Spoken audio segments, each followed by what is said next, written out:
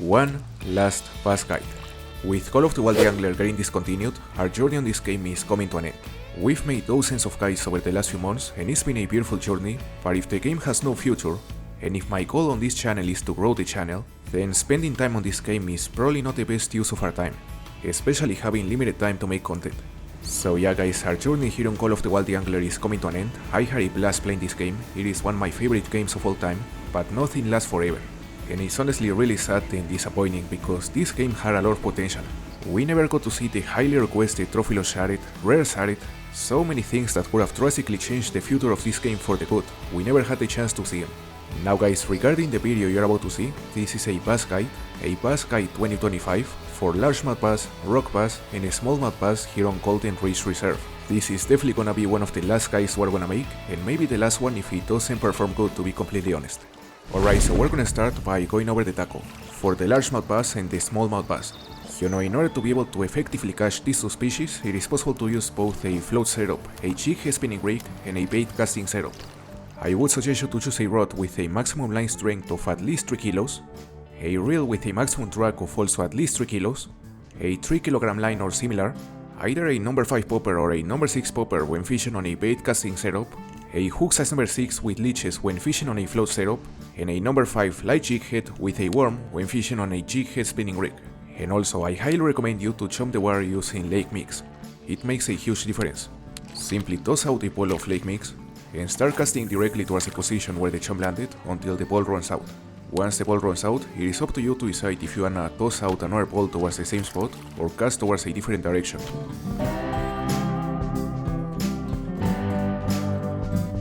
Now guys, we're gonna start by going over the locations where it's possible to catch these two species, the largemouth bass and the smallmouth bass.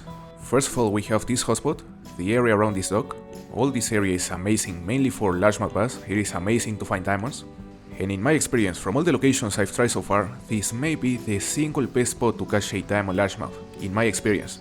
I've certainly been having a lot of luck with the big largemouths on this location. I think I've caught easily more than 6 or 7 diamonds, so it's definitely a location worth checking. I would suggest you to park your boat around here, where I am at the moment, jump the wire using lake mix, putting emphasis on this area, and start casting towards the position where you tossed out the chum using preferably a number 6 popper or a number 5 popper with a twitching technique.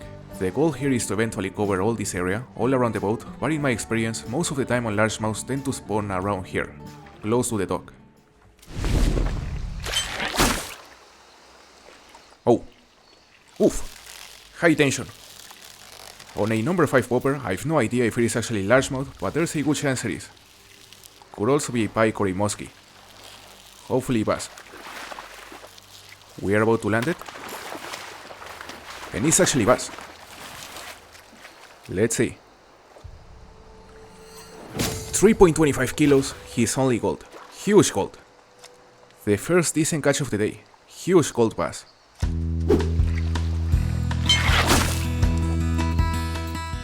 Okay. Holy. I doubt it's a bass, it is probably pike. Never mind, it is actually bass. Wow. The tension is way higher compared to the last gold, so safe to assume this guy is quite heavier. And if the last gold was already huge, then this guy must be massive, must be diamond. And a huge diamond. Easily above 4 kilos. Man, he's fighting hard. 5 meters out. Okay. The question isn't if it is a diamond, because we know it is a diamond. The question is how heavy. 4.7 kilos. Big boy. The first diamond of the day guys, the first diamond we get while making this guide. Huge largemouth. Not as close as I wanted to our current personal best, which I believe had a weight of 4.9 kilos, but is still massive. Very nice catch, very nice diamond.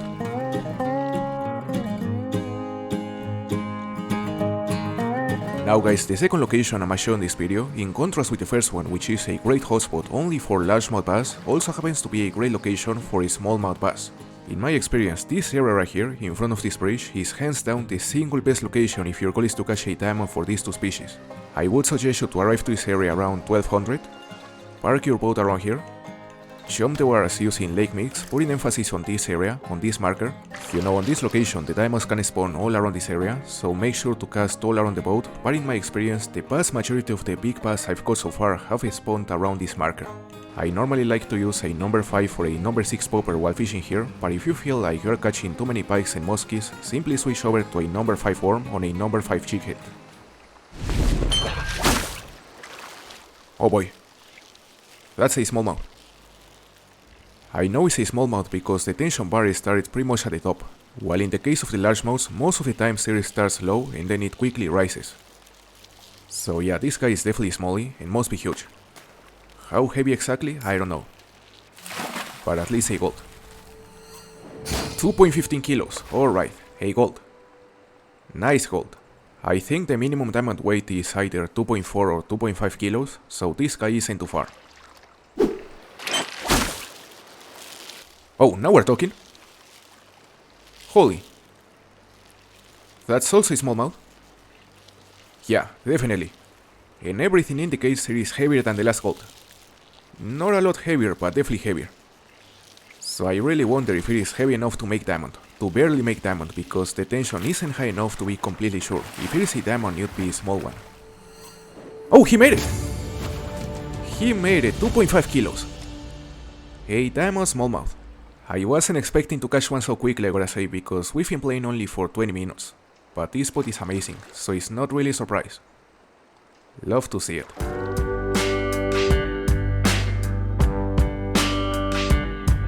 Now going over the third and the last location I'ma show you for both the largemouth bass and the smallmouth bass before moving on to locations where it's possible to catch a diamond rock bass. This area, right here, around this marker, is simply another of those most visited hotspots for these two species. Fantastic location. The strategy here is exactly the same as on the last hotspot. Park your boat around here, jump the wire using lake mix, and then start casting using a number 5 or a number 6 popper. Just be patient, try to catch as many bronzes and silvers as possible, and eventually a big one will spawn. Oh, hold up. The tension bar says this is a huge smallmouth bass. So let's see if it's in fact a smallmouth, and let's see if it is in fact huge, maybe diamond. Alright, it's actually smallmouth. Let's see a weight. Well, it's actually heavy, 2.24 kilos. Nice. The first gold we catch on this location today. It didn't come as quickly as the first golds on the other locations, but it didn't take too long.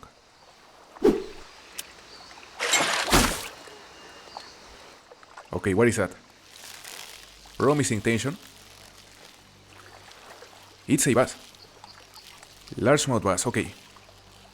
The question is if it's heavy enough to make it. I think the tension is very promising, but I don't think it's high enough to consider it a guaranteed diamond. I think it's only a huge gold. Let's see. And another gold, 3.25 kilos. Decent bass, decent catch. Nice gold. Let's continue.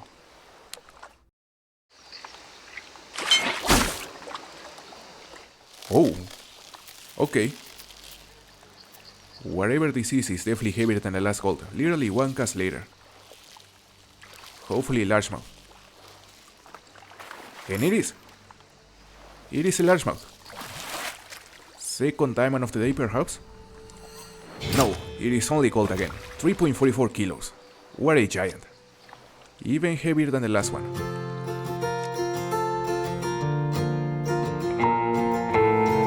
Now guys, the next and last location is by far one of my favorite hotspots where it's possible to catch a diamond rock bass. The diamond rock bass is present on many different areas, many different hotspots, but in my experience this one is easily one of the best ones. Right here. All this area. In front of this bridge and in front of this dock. So first of all, my suggestion would be to arrive here after 1400. Stand on this dock. Make sure to choose a rod with a max line strength of at least 1 kilo. A reel with a maximum drag of also at least 1 kilo, a 1 kilogram line or similar, and a number 8 light jig head with a tube on a jig head spinning rig. You can also use something like a hook-sized braid with minnow on a float setup, but I simply prefer to use a jig head because in my experience it is way faster. Man. Is this finally a big rock bass? Less than 1 kilo because it didn't give us the option to secure the catch. 863 grams, seriously gold. The first gold of the day, finally.